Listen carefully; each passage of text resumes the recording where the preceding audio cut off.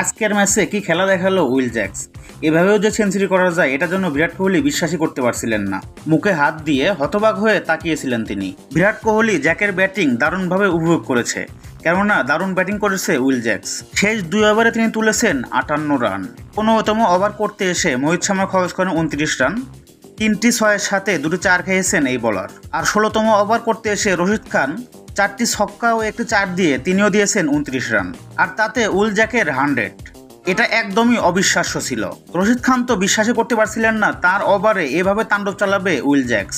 যেন রশিদ খানকে মারার জন্যই বসেছিলেন উইল জ্যাক্স, যেন রশিদ খানকে মেরেই দলকে জিতিয়ে মাঠ ছাড়বেন তারা, এবং শেষ পর্যন্ত তাই হয়েছে। এবারের আইপিএলে চলছে রানের বন্যা।